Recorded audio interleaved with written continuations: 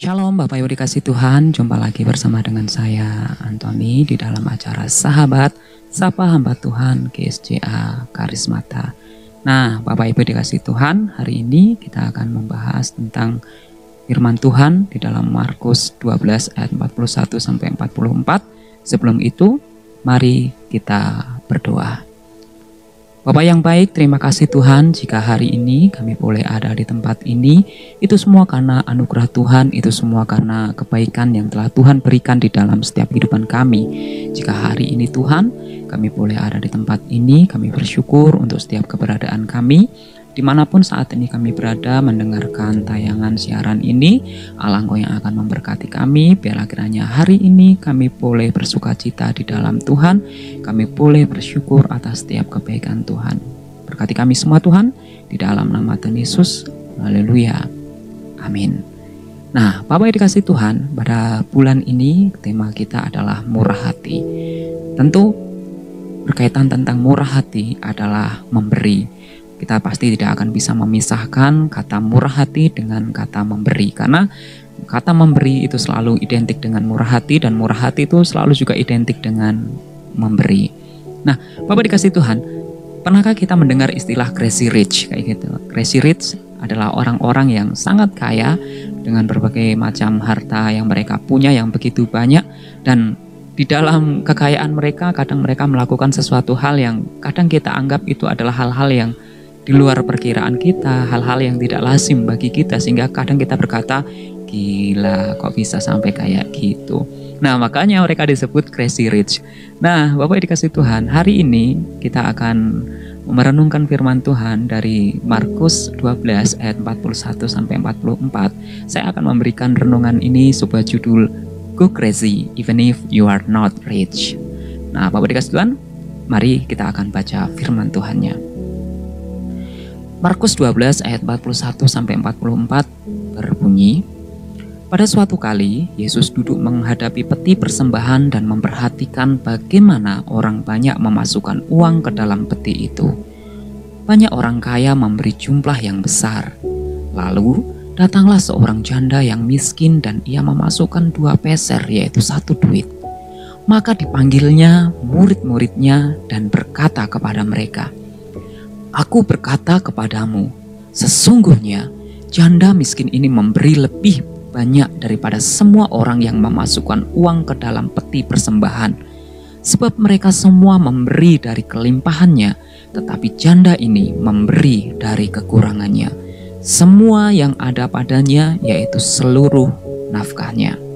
Nah, Bapak dikasih Tuhan, demikianlah bunyi firman Tuhan.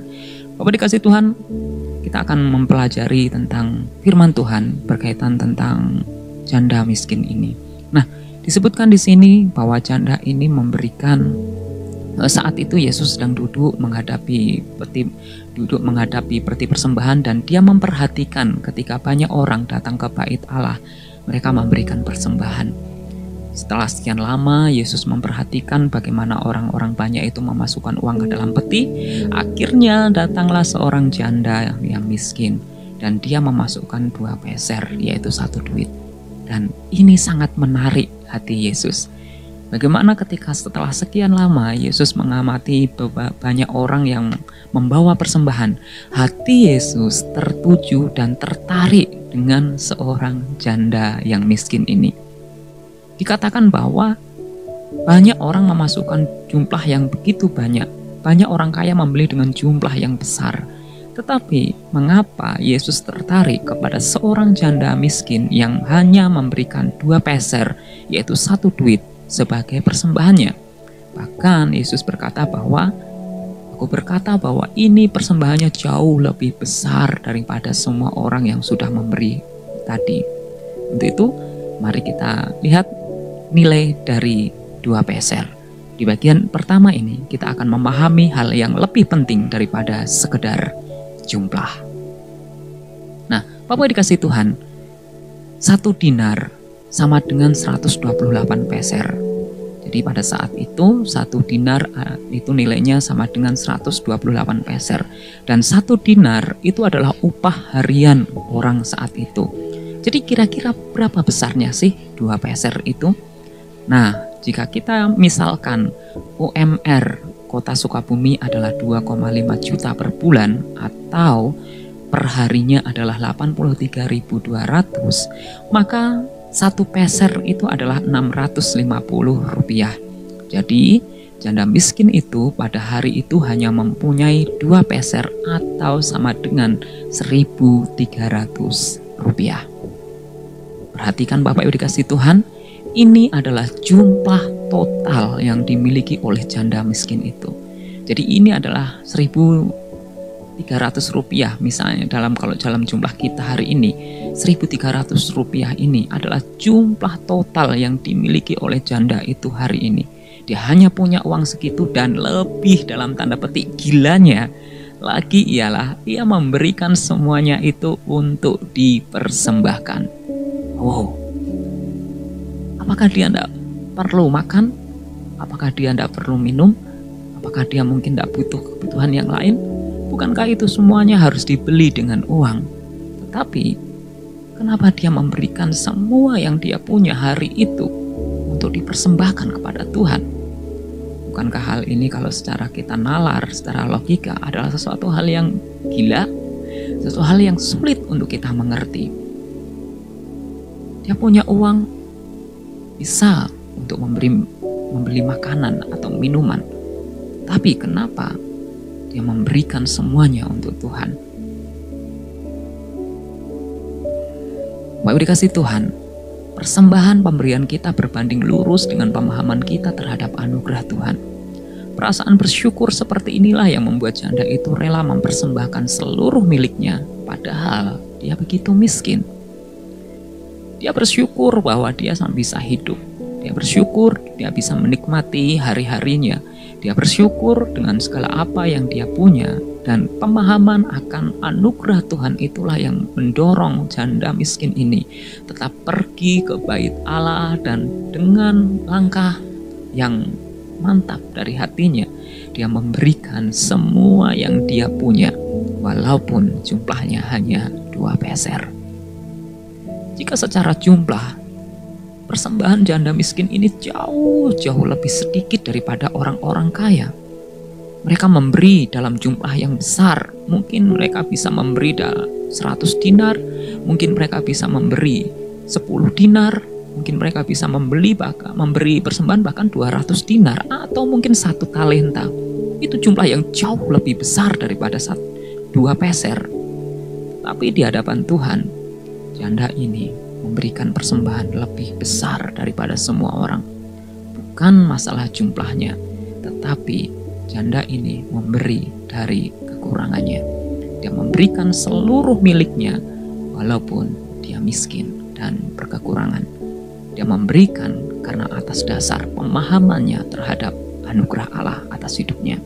Inilah yang membuat Tuhan Yesus sangat tertarik kepada janda ini. Kemudian di bagian kedua, Bapak Ibu dikasih Tuhan, kita akan melihat bahwa ada dosa-dosa terkait memberi. Di bagian kedua ini, kita akan memahami hal yang lebih penting, apa yang harus kita hindari ketika kita memberi. Bapak dikasih Tuhan, sadar atau tidak sadar ketika kita memberi, akan ada kecenderungan 4 hal ini. Yang pertama adalah 4 bentuk dosa terkait memberi. Yang pertama, banyak orang Kristen memakai kemiskinan atau kekurangan sebagai alasan untuk tidak memberi. Jadi ada begitu banyak orang yang tidak mau memberi karena mereka memakai alasan bahwa untuk saya saja masih kurang, untuk saya saja belum cukup, saya tidak punya apa-apa, bagaimana saya mau memberi? Bapak Ibu dikasih Tuhan, orang seperti ini akan selalu merasa berkekurangan. Dia selalu merasa berkekurangan dan tidak pernah bisa mengucap syukur. Mereka memakai alasan kekurangan yang mereka alami, kemiskinan yang mereka alami untuk tidak memberi. Kemudian yang kedua, ada orang miskin atau yang berkekurangan yang sudah tidak mau memberi. Dia masih suka menerima, dan ketika sudah mendapat, ia tetap meminta. Artinya dia jatuh ke dalam keserakahan. Dia sudah tidak mau memberi, kemudian dia hanya mau menerima, dan ketika dia sudah menerima, dia tidak pernah berkata cukup. Dia masih tetap meminta, dan meminta, sehingga keserakahan itu ada di dalam hatinya. Kemudian yang ketiga, ada orang Kristen yang diberi banyak berkat atau kaya, tetapi tidak mau memberi sesuai porsinya. Mereka bisa dikatakan sebagai orang yang pelit. Mereka diberkati dengan berbagai macam banyak berkat. Mereka diberi banyak kepercayaan oleh Tuhan, tetapi mereka mau memberi. Mereka mau memberi, tetapi ketika mereka memberi, tidak sesuai dengan porsinya. Firman Tuhan katakan bahwa bawalah persembahanmu 1/10 dari apa yang kamu dapatkan. Tetapi mereka mungkin hanya memberikan 0,01% atau mungkin 2% dari apa yang dia dapat, atau mungkin kurang bahkan jauh daripada itu. Mereka merasa sayang untuk memberikan apa yang mereka punya.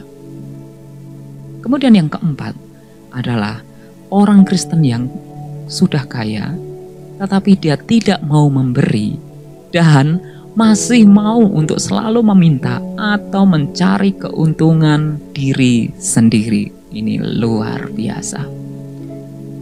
Dia sudah mau punya banyak, dia sudah diberkati Tuhan, dia memiliki banyak berkat, tetapi tidak mau memberi. Dan lebih parahnya lagi, dia terus meminta atau mencari keuntungan untuk diri sendiri.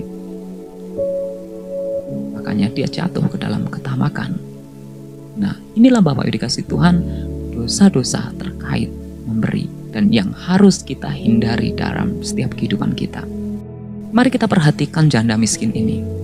Janda miskin ini tidak termasuk dalam golongan di atas. Memang benar ia berkekurangan. Memang benar dia tidak punya banyak harta. Sekalipun ia banyak yang dia butuhkan dan dia pikirkan hari itu, tetapi ia tetap mau memberi. Perhatikan Bapak Ibu, kemurahan hatinya tidak terbatasi oleh keadaannya. Walaupun keadaannya berkekurangan, sekalipun banyak hal yang dia butuhkan, hal itu tidak membatasi dia untuk memberi. Inilah yang membuat Yesus begitu tertarik kepada janda miskin ini, karena kemurahan hatinya tidak terbatasi oleh keadaannya. Lantas di bagian yang ketiga, bagaimana dengan kita? Dalam hal ini, kita memahami hal apa yang harus kita lakukan. Ketika kita melihat teladan yang diberikan oleh janda miskin ini dalam dia bermurah hati, dalam dia memberi, lantas apa yang harus kita lakukan? Bapak Ibu perhatikan bahwa di dalam ayat 41, cermati bahwa Tuhan Yesus memperhatikan bagaimana orang banyak memasukkan uang ke dalam peti itu. Yesus memperhatikan semua orang yang memberi. Dia memperhatikan semua orang itu, dia mengamati bagaimana mereka memasukkan uang itu ke dalam peti itu. Dengan kata lain, Tuhan Yesus selalu memperhatikan setiap orang yang mau memberi. Dia memperhatikan bukan apa yang dilihat orang, tetapi dia melihat hati. Tuhan Yesus melihat hati ketika seseorang memberi. Dia tidak melihat jumlah yang mereka bawa. Itu kenapa Tuhan Yesus sangat tertarik kepada janda yang miskin ini. Karena hati janda yang miskin ini ketika memberi, begitu menyentuh hati Tuhan, begitu membuat mata Tuhan tertarik untuk melihatnya. Dan ketika Tuhan Yesus memperhatikan setiap orang yang memberi, ia melihat motivasi kita dalam memberi, dan jika kita lulus dalam penilaiannya, maka ia tidak segan-segan memberi penghargaan kepada kita. Itu kenapa di dalam ayat 43 Tuhan Yesus memanggil murid-muridnya dan dia berkata, lihatlah, janda ini memberi lebih banyak daripada orang-orang yang sebelumnya. Tuhan Yesus memberikan apresiasi kepada janda ini, bukan karena jumlahnya, tetapi dari motivasi dan sifat hatinya ketika dia memberi. Bahkan firman Tuhan katakan dia memberi dari kekurangannya. Dan itulah yang dihargai oleh Tuhan Yesus. Karena Firman-Nya di dalam Kisah Para Rasul 20 ayat 35b, sebab ia sendiri telah mengatakan, yaitu Yesus adalah lebih berbahagia memberi daripada menerima. Inilah Bapak Ibu yang harus kita lakukan. Bagaimana di dalam setiap kehidupan kita sehari-hari kita menjadi orang yang bermurah hati. Kadang kita selalu berpikir bahwa, wah, coba kalau saya menjadi satu orang dari kelompok crazy rich. Saya punya banyak harta, saya punya banyak uang, saya punya banyak berkat, maka saya akan berbuat baik, maka saya akan banyak memberi. Bapak Ibu, tidak usah menunggu kita untuk menjadi crazy rich. Go crazy even if you are not rich. Mari kita lihat janda yang miskin ini. Bagaimana ketika dia walaupun tidak kaya, tetapi dalam tanda petik dia bisa melakukan hal yang gila, yaitu dia memberi dari kekurangannya, bukan setengah tetapi semua yang dia punya. That's crazy. Sesuatu hal yang membuat hati Tuhan begitu tertarik kepada dia, yang membuat hati Tuhan Yesus tertuju kepadanya. Bukan sesuatu hal yang mudah untuk dilakukan, tetapi mari kita terus berusaha. Mari Bapak Ibu, inilah perjuangan kita. Tuhan Yesus memberkati. Mari kita berdoa. Terima kasih Tuhan untuk hari ini. Kami bersyukur untuk setiap kasih setia yang telah Engkau berikan di dalam hidup kami. Kami bersyukur jika hari ini kami boleh belajar dari seorang janda miskin, bagaimana dia memberikan persembahan kepada Engkau, walaupun dengan jumlah 2 peser, tetapi dia memberi dari kekurangannya. Dia memberikan semua yang dia punya, dan hal inilah yang membuat hatimu tertarik kepada janda ini. Ajarkan kepada kami Tuhan untuk kami memiliki kemurahan hati yang sama, kemurahan hati yang tidak terbatasi oleh situasi dan keadaan apapun, kemurahan hati yang selalu ada dan nampak di dalam segala keadaan. Ajarkan kepada kami orang-orang yang penuh dengan kemurahan. Terima kasih Tuhan, kami bersyukur untuk setiap kasih setia yang telah Tuhan berikan kepada kami. Di dalam nama Tuhan Yesus, Engkau akan memberkati setiap kami yang mendengarkan tayangan ini, dimanapun kami berada. Tuhan, Engkau yang akan menjamah dan memberkati, mengubah setiap hidup kami. Di dalam nama Tuhan Yesus kami mengucap syukur dan berdoa. Haleluya. Amin. Tuhan Yesus memberkati.